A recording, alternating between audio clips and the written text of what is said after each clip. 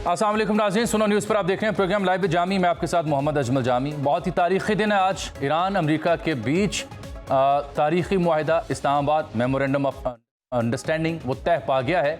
Electronically दस्तखत किए गए, बाकायदा दस्तखत किए गए। अमरीकी सदर की जानिब से फ्रांस के सदर के साथ बैठ के उन्होंने दस्तखत किए। उसके बाद ईरानी सदर मसूद पज़ेश्कियान साहब ने दस्तखत किए और फिर रात गया हमने देखा कि पाकिस्तान के वज़ीर-ए-आज़म शहबाज शरीफ साहब ने भी दस्तखत किए। क्यों किए? इंडियन मीडिया ये इसरार कर रहा था, ये प्रोपेगेंडा कर रहा था कि जो सालिस है वो इसमें कहीं नहीं है, दस्तखतों में उसको आउट कर दिया गया। लेकिन इस मुआहिदे के दस्तावेज़ात जो वाइट हाउस ने जारी की, जो ईरान ने जारी की, फारसी और अंग्रेज़ी ज़ुबान में 800 लफ्ज़ों पर मुश्तमिल मुआहिदा, 14 इसके निकात, और पाकिस्तान ने जो जारी की उसमें तीसरा जो हिस्सा है आखिरी सफ़े पर जहाँ पे ट्रंप साहब के साइन है, मसूद साहब के साइन है, नीचे लिखा है in witness there of the mediator on behalf of the government of the Islamic Republic of Pakistan, prime minister Shahbaz Sharif साहब के उसमें दस्तखत है। अब मुआहिदे में है क्या, ये तो बहुत गुफ्तगू हो रही है, लेकिन ये जो स्विट्ज़रलैंड में बर्गनस्टॉक जो एक जर्मन आबादी से अक्सरियत वाला इलाका है, वहाँ पे ये मुआहिदा होना था। एक खबर या एक सोच ये थी, वो क्यों नहीं हो सका? वजह यह है जो कल परसों से हमारे यहाँ बिलखुसूस मेरे सोशल मीडिया पे भी आपने देखा होगा कि खबर मेरे पास ये थी कि ईरानियन हुकाम जो हैं वो रिलक्टेंट हैं। क्यों? क्योंकि देखिए घर में एक मैयत पड़ी हुई, वो भी सुप्रीम लीडर की।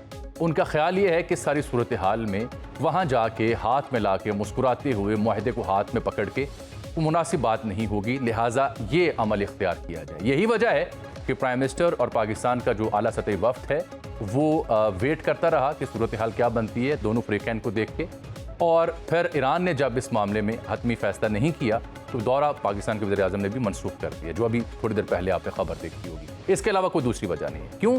क्योंकि जो मुज़ाकराती टीमें हैं दोनों ममालिक की, वो इंगेज्ड हैं और उनके दरमियान जुमे से जो इस मुआहिदे का अगला मरहला है उसके ऊपर गुफ्तगू शुरू हो जाएगी कि जो यूरेनियम की अफजूदगी है कम कैसे करना है, जो मुजमद असासे हैं बहाल कैसे करने हैं, जो रिकन्स्ट्रक्शन के लिए $300 अरब की कहानी है वो कैसे होगी, आबना हुर्मुज़ और दीगर मामलात।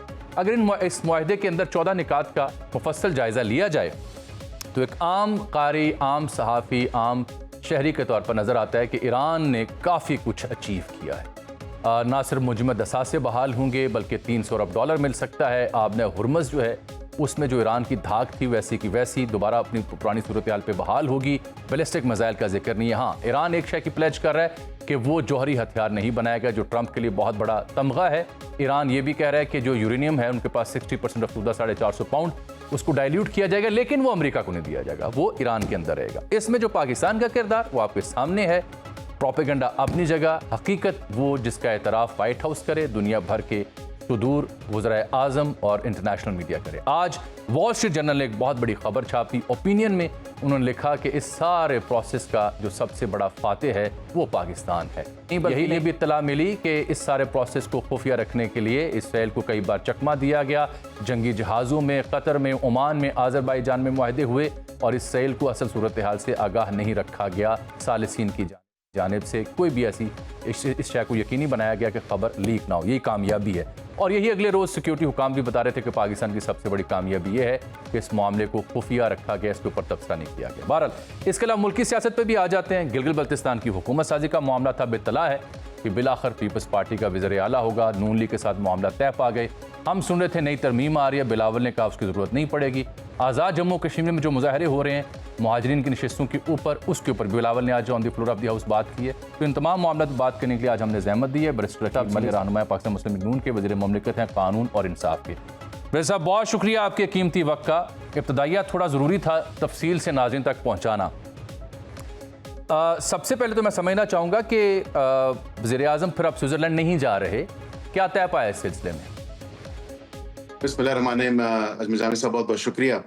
देखिए, बिल्कुल ये बात अब वाज़ेह तौर पे सामने नज़र आ रही है कि मेन जो कामयाबी है पाकिस्तान की, जो मार्का हक 2 मैं कहूँगा, क्योंकि ये भी बहुत बड़ा मार्का है। सफारती जो कामयाबी हुई, सालसी कामयाबी हुई, अल्हम्दुलिल्लाह अल्लाह ताला ने बड़ा करम किया, और ये कामयाबी पाकिस्तान की आवाम की कामयाबी है। ये कामयाबी पाकिस्तान की लीडरशिप की कामयाबी है।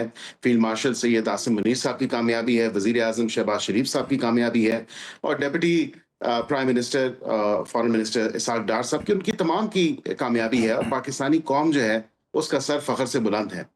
जो आपने कहा कि स्विट्ज़रलैंड जो है जाना मनसूख हुआ, देखिए असल बात ये नहीं है। असल तो कामयाबी ये है कि डिप्लोमेसी वाज़ एट वर्क और डिप्लोमेसी की वजह से सफारती जो कोशिशें थी वो कामयाब हुई, सालसी कोशिशें कामयाब हुई और एग्रीमेंट साइन हो गया। इलेक्ट्रॉनिकली वो साइन हुआ। असल में तो यही सबसे बड़ी कामयाबी है और जिसको पाकिस्तान ने as a mediator, as a witness भी किया और वज़ीर-ए-आज़म ने अपने दस्तखत भी उस मुआहदे पे किए, जिसका नाम तारीखी नाम है इस्लामाबाद मेमोरेंडम ऑफ अंडरस्टैंडिंग।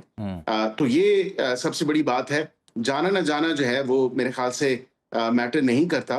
असल जो चीज़ है क्योंकि अब एक जो उसकी कह लें कॉम्प्रिहेंसिव टॉक्स हैं, जो एक कमिटीज़ टेक्निकल कमिटीज़ बैठ के आपस में मामला तय करेंगी, जो 14 निकात जिनका आपने थोड़ा बहुत ज़िक्र भी किया अपने इब्तिदाइये में, उनके ऊपर बात होनी है और वो टेक्निकल टीम्स बैठ के जो है ट्रैक लेवल जो टॉक्स हैं वो उस पे करेंगे।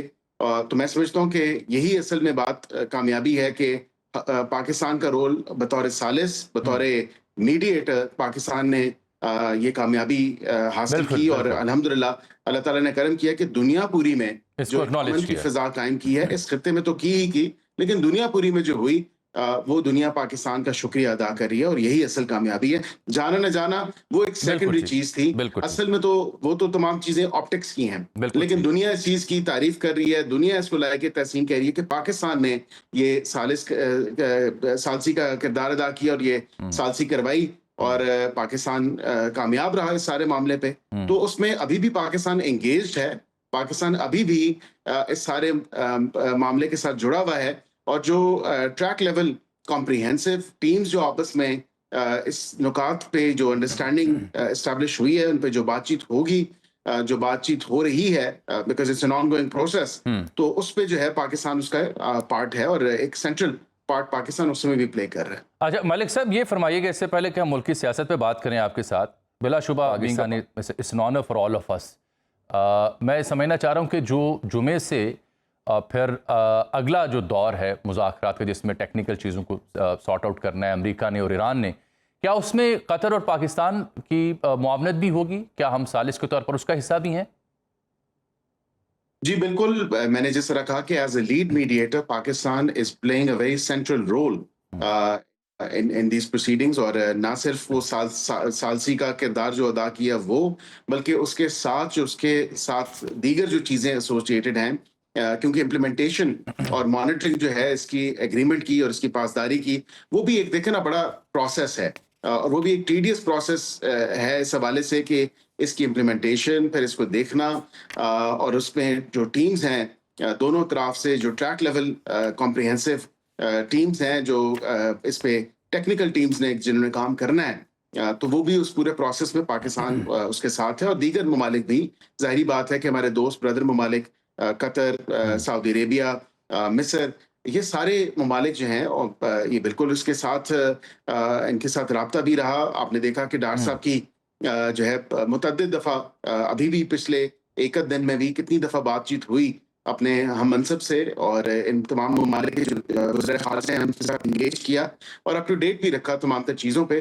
तो जो अभी आगे टेक्निकल चीज़ें हैं, हुँ। उसमें भी पाकिस्तान इंशाल्लाह वो उसमें साथ होगा और होना ज़रूरी भी है क्योंकि बिल्कुल ठीक। एज़ अ मीडिएटर मैं देख रहा मैं हूँ समझता हूँ कि अकील जो मलिक साहब, एग्रीमेंट एक आया है अकील मलिक इनिशियली साहब, उसके मैंने आज साथ आगे देखा उसकी चीज़ भी करते हैं। मैंने आज जी। देखा है कि भारतीय मीडिया ने सारी सूरत हाल पे आज सुर्खियां लगाई, बिलखुसूस CNN न्यूज़ 18 और दीगर चैनल्स ने, कि पाकिस्तान जो दावा कर रहा था कि लीड मीडिएटर है उसका तो नाम या दस्तखत या वो सरमनी उसमें से है ही नहीं है। मैं दिखा रहा हूँ कुछ ट्वीट, ये गुप्ता जी हैं वहाँ पे, उन्होंने इस पर तबसरा किया हुआ कि पाकिस्तान को तो वो जो मुआहदा है उसके अंदर उसके नाम और दस्तखत तक मौजूद नहीं है। हमने तो अपने तय जवाब दिया, लेकिन ये भारतीय जो पत्रकार हैं, तज्जिया निगार हैं, इन्हें आप किसी ज़ुबान में समझाएं कि ये मुआहदे के ऊपर दस्तखत तीसरे पाकिस्तान के हैं। देखिए, अब भारत में चाहे वो पत्रकार हो या वहाँ की लीडरशिप हो या वहाँ के माज़रत के साथ मेजॉरिटी लोग, मैं तो ये कहूँगा कि अच्छे बुरे लोग हर जगह होते हैं, लेकिन भारत जो है वो तासुब की ऐनक उतारे और भारत जो है वो अगर इस चीज़ को नहीं मानना चाहता कि पाकिस्तान ने लीड किरदार अदा किया और लीड मीडिएटर, तो वो मेरे ख्याल से तस्वीर सोशल मीडिया पे भी राउंड्स कर रही है जिसमें लिखा हुआ है द मीडिएटर, और वजीर आजम पाकिस्तान के उसके दस्तखत भी मौजूद हैं। दुनिया इस चीज़ का एतराफ़ कर रही है। अगर भारत को मिर्गी के और गश के दौरे पड़ने हैं इस सारी सूरत हाल के ऊपर, तो उनके लिए फिर सिर्फ अफसोस और दुआएं की जा सकती है। इससे ज़्यादा जो है कोई किसी चीज़ पे जो है मैं कमेंट नहीं करूंगा। मैं सिर्फ और सिर्फ ये इतना ही आपको कह सकता हूँ, भारत को दोबारा मुंह की खानी पड़ी। दुनिया जो है पाकिस्तान की तारीफ कर रही है, पाकिस्तान के इस रोल को, पाकिस्तान का जो किरदार रहा इस पूरे प्रोसेस में, उन्होंने लायक तहसीन समझा इसको, इसकी तारीफ भी की। लेकिन भारत ने भी जब मुबारकबाद दी तो पाकिस्तान का बड़ा ही नाम नहीं लिखा जा सका उनसे। उन्होंने नाम जो है जिक्र करने वो से जरूरी नहीं है ना जी मलिक साहब, जरूरी नहीं है कि बड़े मुल्क का रहनुमा भी बड़ा हो, जरूरी नहीं है। ये मोदी जी के लिए तबसरा करो। अच्छा।